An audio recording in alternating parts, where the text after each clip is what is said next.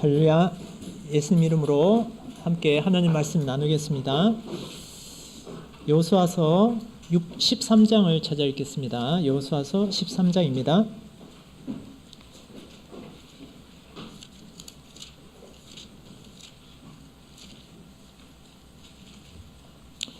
여호수아서 13장 1절부터 6절까지 말씀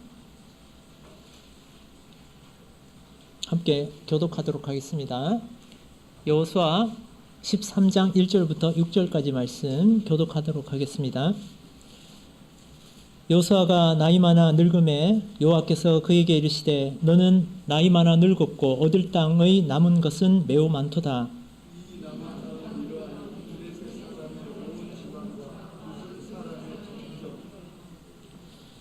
곧 애굽 앞 시월 시내에서부터 가나안 사람에게 속한 북방 에그론 지경까지와 블레셋 사람의 5 방백의 땅, 곧 가사 사람, 아스돗 사람과 아스글론 사람과 가드 사람과 에그론 사람과 또 남방 아위 사람의 땅과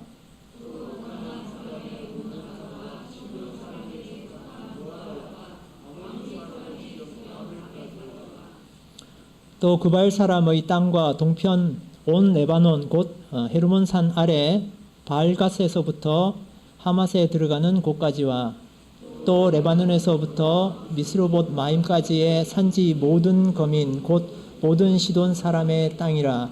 내가 그들을 이스라엘 자손 앞에서 쫓아내리니 너는 나의 명한 대로 그 땅을 이스라엘에게 분배하여 기업이 되게 하되. 여호수아 13장 말씀의 앞부분을 우리 함께 읽어봤습니다. 우리가 함께 여호수아의 말씀을 나누고 있는데요. 오늘은 여호수아 13장과 14장에 있는 내용을 중심으로 해서 여러분들하고 함께 말씀을 나누도록 하겠습니다.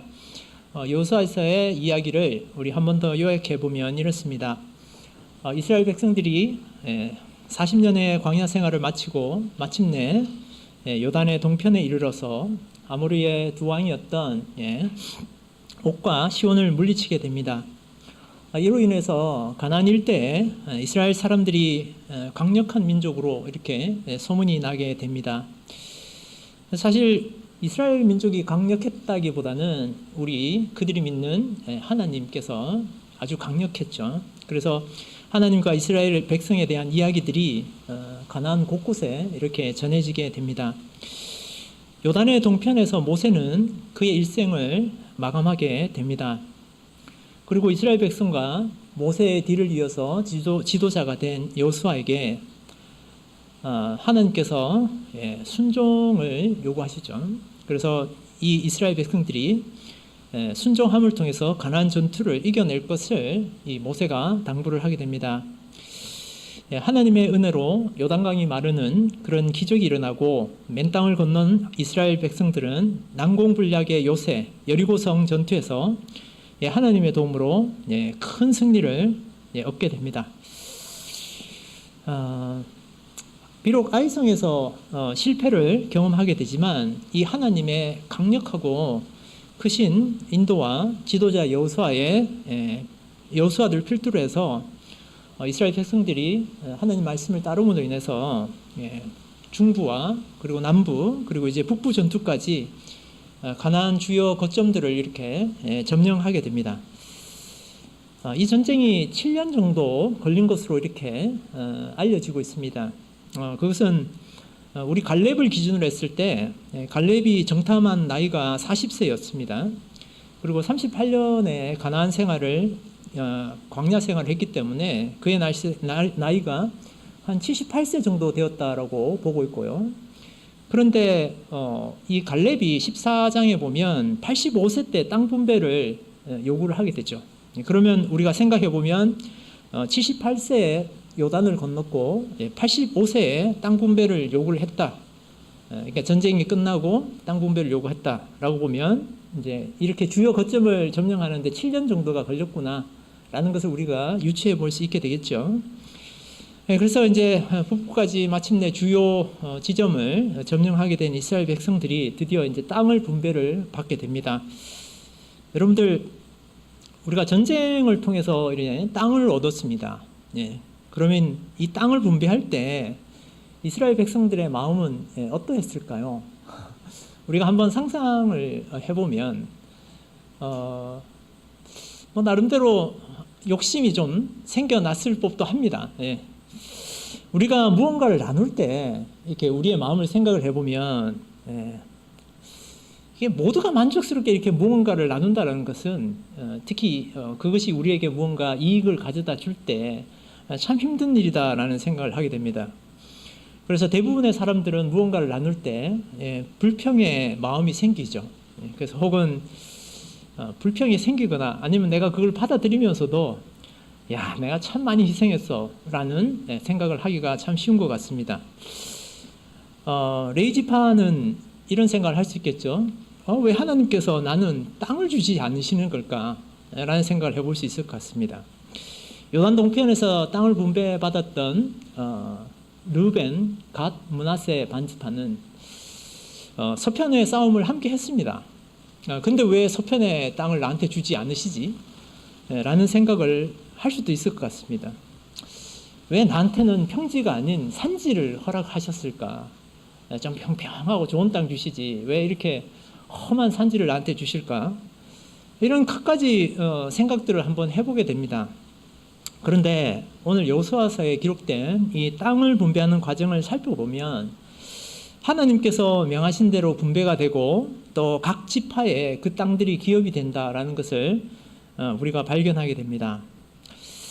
오늘 읽은 여호수아서 13장 6절 말씀에 기록하기를 또 레바논에서부터 미스롯 바임까지의 산지 모든 거민 곧 모든 시돈 사람의 땅이라 내가 그들을 이스라엘 자손 앞에서 쫓아내리니 너는 나의 명한 대로 그 땅을 이스라엘에게 분배하여 기업이 되게 하되 이렇게 기록이 되어 있습니다.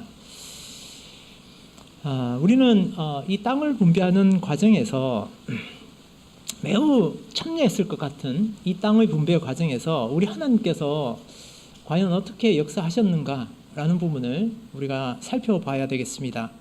그래서 오늘은 이 땅 분배하는 과정에서 하나님께서 역사하시는 몇 가지 장면들을 이렇게 나누어 보도록 하겠습니다. 첫 번째는 땅 분배에서 생길 수 있는 그런 분열을 이렇게 하나님께서 화합하게 하시는 그런 장면을 우리가 목도하게 됩니다. 므낫세 반지파 그리고 르벤 갓지파가 요단의 동편을 기업을 삼게 되죠. 오늘 읽은 13장의 8절 말씀으로 잠깐 내려가 보시면 이런 말씀이 기록이 되어 있습니다. 므낫세 반지파와 함께 르벤 사람과 갓 사람은 요단 동편에서 그 기업을 모세에게 받았는데 여호와의 종 모세가 그들에게 준 것은 이러하니 라고 기록이 되어 있습니다. 그러니까 이미 두 지파 반은 요단의 동편에서 땅을 분배를 받았는데 그 사실을 다시금 언급을 하고 있는 것이죠. 그래서 이미 민수기서에 보면 여호수아가 지도자로 세워지기 전에, 그러니까 모세가 지도자였던 그 시절에 이 두 지파 반이 가나안 동편의 땅을 얻게 되는 과정을 이렇게 상세하게 알려주고 있습니다. 우리가 발견하게 되는데요. 민수기 32장 1절부터 6절 말씀 한번 찾아보겠습니다. 민수기 32장 1절부터 6절 말씀.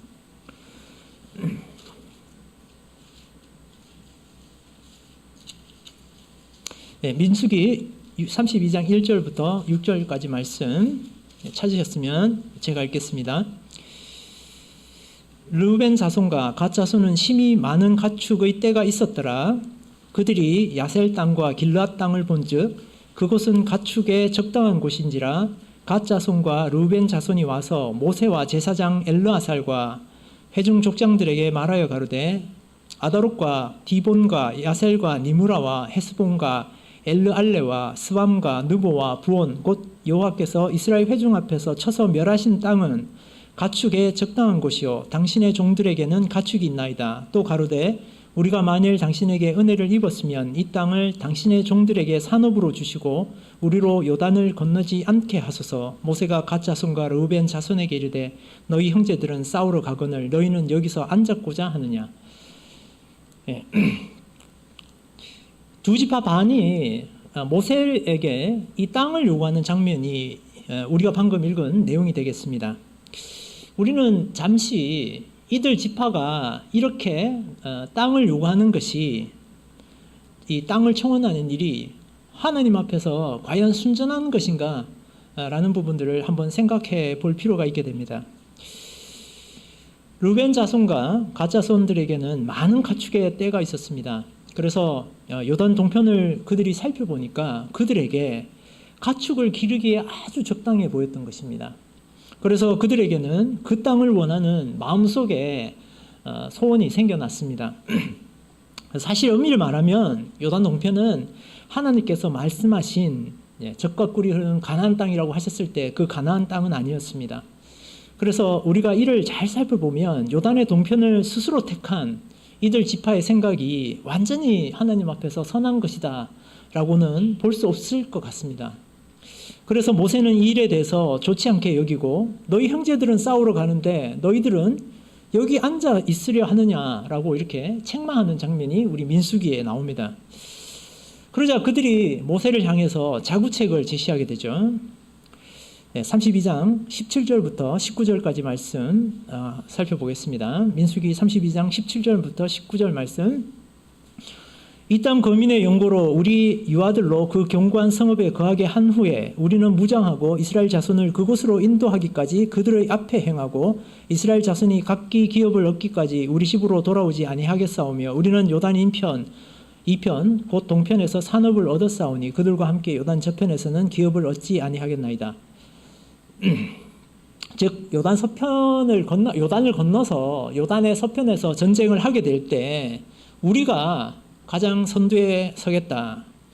그리고 나머지 지파가 기업을 다 얻게 되면, 그래서 어떤 기업도 나는 추가적으로 요구하지 않고 동편으로 다시 돌아오겠다라는 것입니다.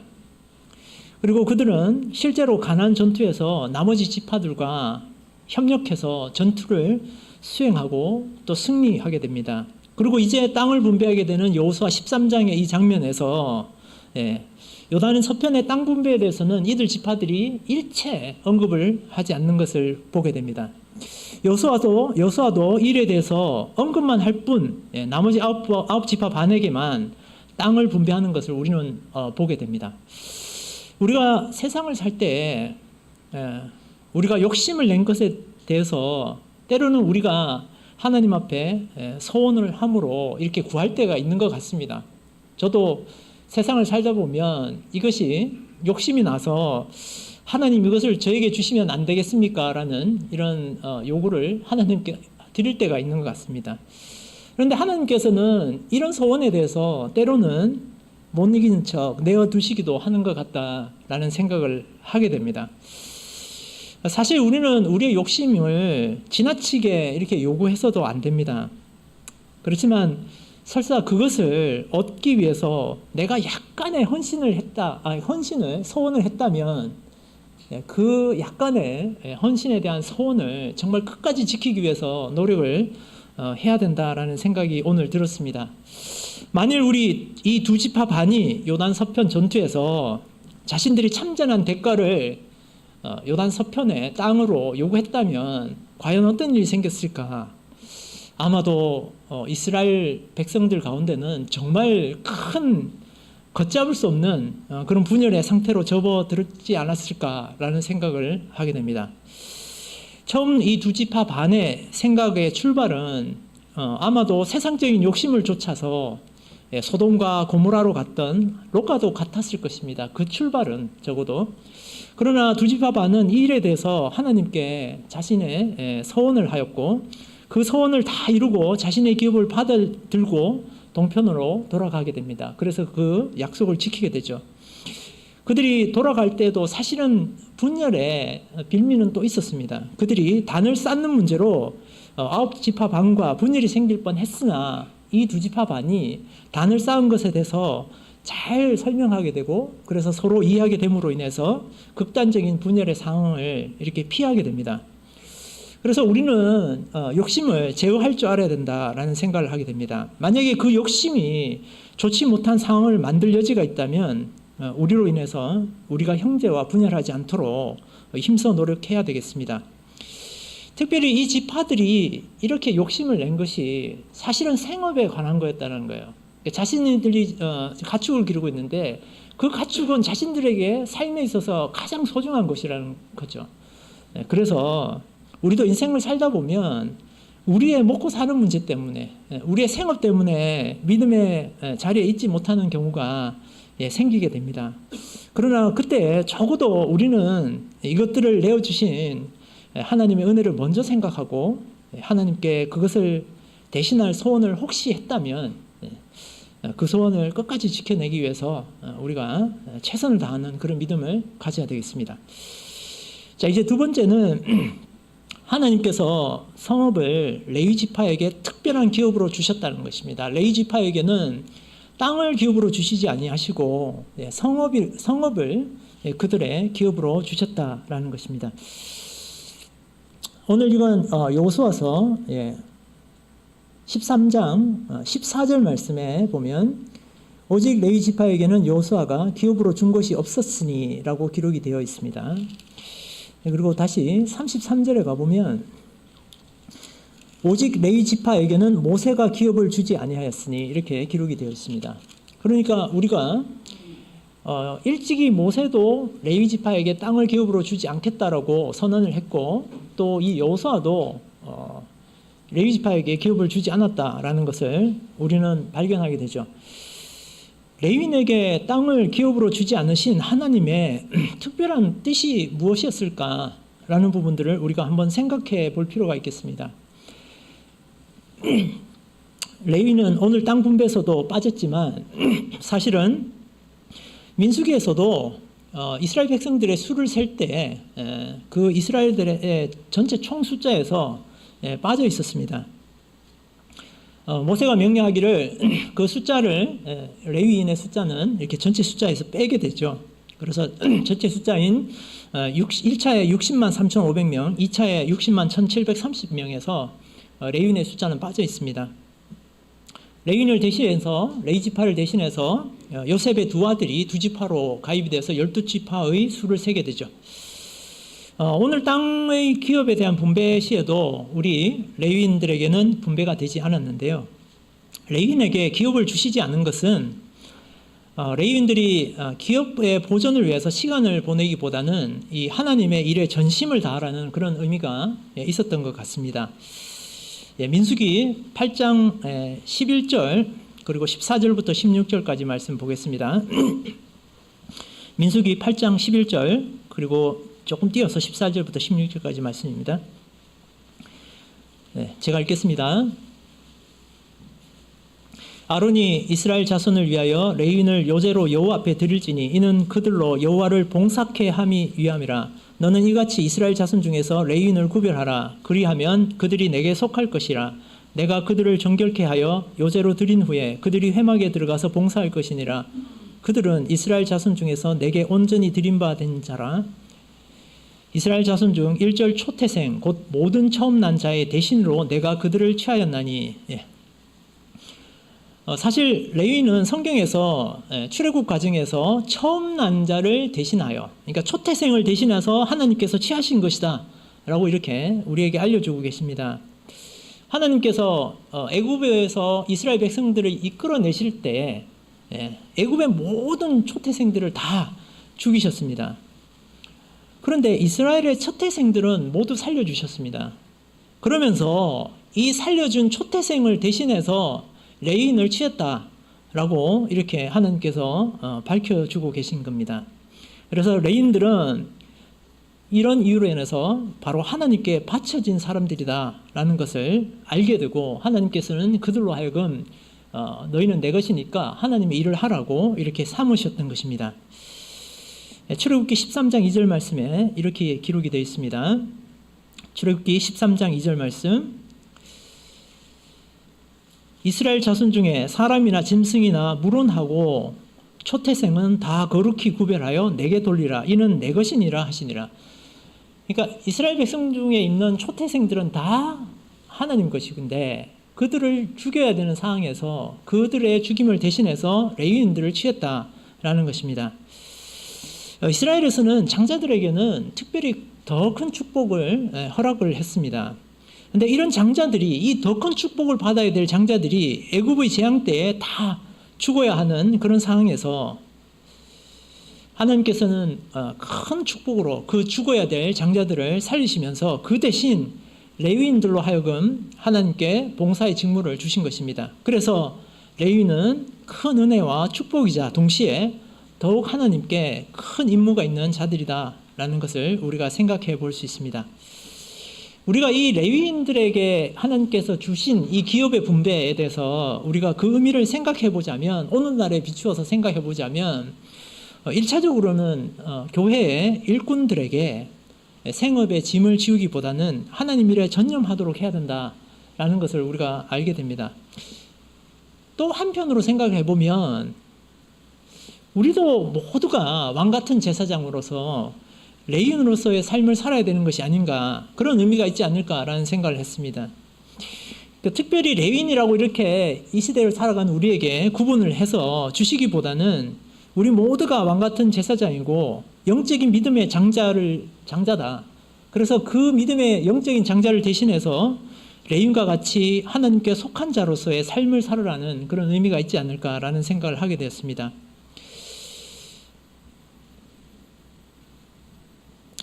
세상적으로 보면 유업이 없지만 하나님 그분께서 스스로가 유업이 되시는 그런 귀한 삶이 바로 레위인의 삶인 것입니다. 그래서 우리 인생의 정의도, 또 우리 인생의 성공에 대한 정의도 우리가 바꾸어 나가야 되지 않는가라는 생각을 하게 됩니다. 이렇게 레위인들이 하나님께서 직접 기업이 되시는 큰 은혜를 받은 것은 그들이 이스라엘 다른 지파들의 우상 숭배에 참여하지 않았기 때문이기도 합니다. 출애굽기 32장 26절에 보면 이에 모세가 전문에 서서 가로되 누구든지 여호와의 편에 있는 자로는 내게로 나오라 하매 레위 자손이 다 모여 그에게로 오는지라 이렇게 기록이 되어 있습니다. 27절부터 28절까지도 조금 더 읽어보겠습니다.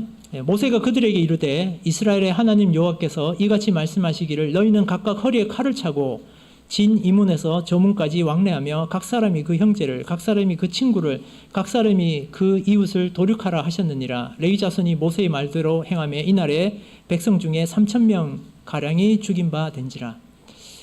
모세가 시내산에 올랐을 때 이스라엘 백성들이 금송아지를 만들고 우상을 숭배하는 그런 일을 벌였을 때 여호와의 편에 있는 자가 나오라고 했을 때 레위인들이 나왔습니다. 그래서 그 레위인들을 통해서 우상 숭배에 참여했던 자들을 이렇게 죽이시는 장면을 우리가 읽었습니다. 우리가 이런 삶을 살 수 있을까? 우리도 이런 삶을 살 수 있을까? 라는 물음을 한번 던져봤습니다. 구약에서 얘기하는 진멸은 언제나 은혜의 시대에는 결연하게 내 마음에서 무언가를 완전히 끊어내는 것을 의미하는 것 같습니다.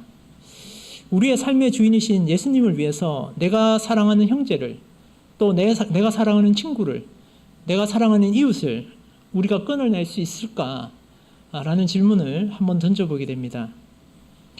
레위인에게 생업의 터전으로 기업을 주시지 않으신 하나님의 귀한 은혜를 우리가 생각하면서 우리도 영적 레위인으로서의 삶을 살아야 되겠습니다. 그래서 고린도전서 6장 19절부터 20절까지의 말씀에 너희 몸은 너희가 하나님께로부터 받은 바 너희 가운데 계신 성령의 전인 줄을 알지 못하느냐. 너희는 너희 것이 아니라 값으로 산 것이 되었으니 그런즉 너희 몸으로 하나님께 영광을 돌리라. 이제 세 번째 우리가 하나님께서 땅을 분배하신 섭리에 대해서 우리가 생각해 볼 것은 하나님께서 공평하게 가족대로 제비를 뽑아서 기업을 나눠주셨다라는 것입니다. 하나님께서 이 여호수아서에 땅을 나눠주실 때 가족대로 제비를 뽑아 기업을 나눠주셨습니다. 그래서 여호수아서 14장 2절부터 5절까지 말씀 한번 보겠습니다. 그 다음 장 14장 2절부터 5절까지 말씀입니다. 자, 찾으셨으면 제가 읽겠습니다. 여호와께서 모세에게 명하신 대로 그들의 기업을 제비 뽑아 9지파와 반지파에게 주었으니 두 지파와 반 지파의 기업은 모세가 요단 저편에서 주었으며 레위 자손에게는 그들 가운데서 기업을 주지 아니하였으니 요셉 자손은 므낫세와 에브라임의 두 지파가 되었음이라. 이 땅에서 레위 사람에게 아무 분깃도 주지 아니하고 오직 그할 성읍들과 가축과 재물을 둘들만 줄 뿐으로 이스라엘 자손이 여호와께서 모세에게 명하신 것 같이 행하여 그 땅을 나누었더라. 이렇게 되어 있습니다. 이렇게 이제 땅을 분배하게 된 것은 사실은 여호수아에서 이렇게 기록을 하고 있는 것은 민수기서에서 이미 모세에 의해서 이렇게 명해진 것입니다. 그래서 민수기서 26장 51절부터 이렇게 우리가 읽어보면 이렇게 기록이 되어 있습니다. 제가 중요한 부분만 읽어드리겠습니다. 이 명수대로 땅을 나눠주어 기업을 삼게 하라. 수가 많은 자에게는 기업을 많이 줄 것이요 수가 적은 자에게는 기업을 적게 줄 것이니 그들의 계수함을 입은 수대로 각기 기업을 주되 오직 그 땅을 제비 뽑아 나누어 그들의 조상 지파의 이름을 따라 얻게 할지니라. 이렇게 기록이 되어 있습니다. 그러니까 수가 많은 자에게는 기업을 땅을 많이 주고 수가 적은 자에게는 땅을 적게 주라. 그런데 그들에게 계수함을 입은 수대로 주는데 오직 그 땅을 제비를 뽑아서 주라는 것입니다. 먼저 땅을 나눌 때 가족대로 나눠주라 라는 기록들이 오늘 우리 본문에도 많이 나오는데요. 이것은 하나님의 공평하심을 표현하고 있다라는 생각이 듭니다. 그래서 하나님께서는 각 지파의 명수와 그리고 가중의 명수를 따라서 기업을 나누게 하심으로써 하나님 공동체 안에서 모든 사람의 분깃이 평등하게 이렇게 똑같이 나누도록 해주셨습니다. 그리고 땅을 이렇게 제비 뽑아 나누어 주신 것은 기업 분배의 최종적인 권한이 바로 하나님께 있다. 그래서 하나님께서 최종적인 권한을 행사하신 것이다. 이렇게 우리가 볼 수 있습니다. 결론적으로 말씀드리면 땅의 크기는 공평하게 가족의 수대로 나눠주되 땅의 위치는 제비뽑기를 해서 하나님께서 정해주신 것입니다. 이런 땅 분배의 두 가지 원칙은 우리 삶에도 그대로 적용이 되고 있다고 생각이 듭니다. 사실 세상이 불공평해 보이지만 그것은 우리가 우리의 주관적 입장에서 바라다 본 것일 뿐입니다. 하나님께서는 모든 사람에게 아주 공평하게 이렇게 기업을 나눠주신 것을 우리는 알게 됩니다. 그러나 어떤 기업을 누가 가질 것인가 라는 문제는 하나님의 주권하에 두신 것입니다. 이러한 제비뽑기는 하나님의 뜻을 물을 때 또는 범인을 찾아낼 때, 우리 아간을 이제 찾아낼 때, 그리고 하나님께 드릴 제물을 결정할 때, 그러니까 아사셀로 보낼 염소를 정할 때 제비뽑기를 했다고 합니다. 또 임무 맡을 사람을 뽑을 때, 그러니까 가룟 유다가 예수님을 팔아 넘기고 난 다음에 새로 이렇게 제자를 뽑을 때 제비뽑기를 해서 이렇게 사용한 것을 볼 수 있습니다. 오늘날 우리는 이 제비뽑기라고 하는 것을 형식적으로 그대로 받아들이기보다는 제가 아까 말씀드린 것처럼 이 하나님의 최종적인 권한, 최종적인 이런 주권을 존중하는 원리에 입각해서 우리가 적용해야 되겠다라는 생각을 합니다. 성경에서 행해졌던 이런 제비뽑기를 우리가 미신적인 방법이다. 구약에는 미신적인 방법을 통해서 했구나. 이렇게 치부해서도 안 되겠죠. 그렇지만 하나님의 뜻을 묻거나 일꾼을 세울 때 우리는 또 번번이 제비뽑기라고 하는 이런 형식적인 방법을 답습할 수도 없다라는 생각합니다. 그래서 우리가 교회에서 중요한 의사결정에 있어서 이 제비뽑기가 가지는 것이 바로 하나님의 최종적인 주권을 인정하는, 존중하는 그런 방법이다라는 것을 인식하고 그런 원리를 잘 존중할 수 있는 방법을 택하는 것이 좋겠습니다. 그것은 우리가 기도로서 구하고 또 허락된 자리에서 우리 의견을 말하되 교회가 결정한 것을 존중하고 따르는 것이 바로 우리 최종 주권자이신 하나님의 인정하는 그런 의사결정이 아닐까라는 생각을 하게 됩니다. 자, 이제 네 번째는 하나님의 기업을 아주 소중하게 여겼던 우리 한 사람에 대해서 살펴보려고 합니다. 그것은 바로 갈렙입니다. 지금까지 제가 제비뽑기라고 하는 하나님의 주권을 존중하는 방식으로 땅 분배가 이루어진 것을 우리가 살펴봤습니다. 그런데 아주 좀 특별한 경우가 이 14장에 나오고 있는데요. 우리 14장 12절부터 14절 말씀 한번 읽어보겠습니다. 예, 여호수아서 14장 12절부터 14절까지 말씀 읽어보겠습니다. 그날에 여호와께서 말씀하신 이 산지를 내게 주소서. 당신도 그날에 들으셨거니와 그곳에는 아낙 사람이 있고 그 성읍들은 크고 견고할지라도 여호와께서 혹시 나와 함께 하시면 내가 필경 여호와의 말씀하신 대로 그들을 쫓아내리이다. 여호수아가 여분네 아들 갈렙을 위하여 축복하고 헤브론을 그에게 주어 기업을 삼게 하매 헤브론이 그니스 사람 여분네 아들 갈렙의 기업이 되어 오늘날까지 이르렀으니 이는 그가 이스라엘의 하나님 여호와를 온전히 쫓았음이며 이렇게 기록이 되어 있습니다. 여호수아서 14장의 내용만 살펴보면 우리가 하나님의 명을 따라서 제비뽑기를 해서 땅을 분배하는 이 원리에 왜 위배되는 것 같은 생각이 듭니다. 그런데 우리는 40년 전에 있었던 사건을 우리가 살펴봐야 됩니다. 그래서 40년 전에 이미 이 땅이 갈렙에게 약속된 땅이었다라는 것을 우리가 알아야 되는데요. 민수기 14장 22절부터 24절까지 말씀 찾아보겠습니다. 민수기 14장 22절부터 24절까지 말씀입니다.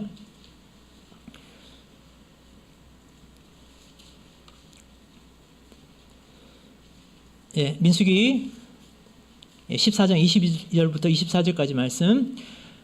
나의 영광과 애굽과 광야에서 행한 나의 이적을 보고도 이같이 10번이나 나를 시험하고 내 목소리를 청종치 아니한 그 사람들은 내가 그 조상들에게 맹세한 땅을 결단코 보지 못할 것이요 또 나를 멸시하는 사람은 하나라도 그것을 보지 못하리라. 오직 내 종 갈렙은 그 마음이 그들과 달라서 나를 온전히 쫓았은즉 그의 갔던 땅으로 내가 그를 인도하여 드리리니 그 자손이 그 땅을 차지하리라. 이렇게 기록이 되어 있습니다.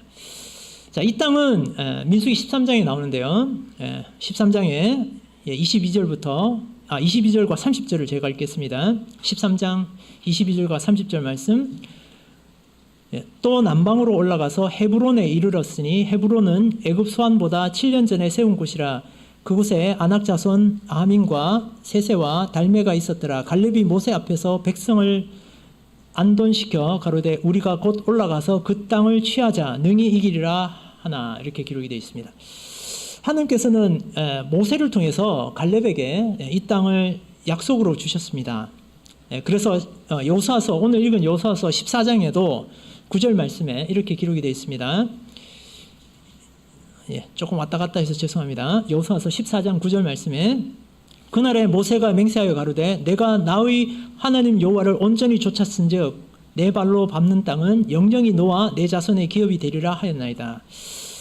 그래서 우리가 조금만 더 이렇게 깊이 살펴보면 갈렙은 땅을 요구하는 것이 아니라 갈렙이 약속을 성취해 가고 있다는 것을 우리가 볼 수 있습니다. 그런데 이 약속의 성취조차도 갈렙에게는 만만한 것이 아니었습니다. 먼저 갈렙의 나이가 아까 말씀드린 것처럼 이때 당시에 85세다라고 기록하고 있습니다.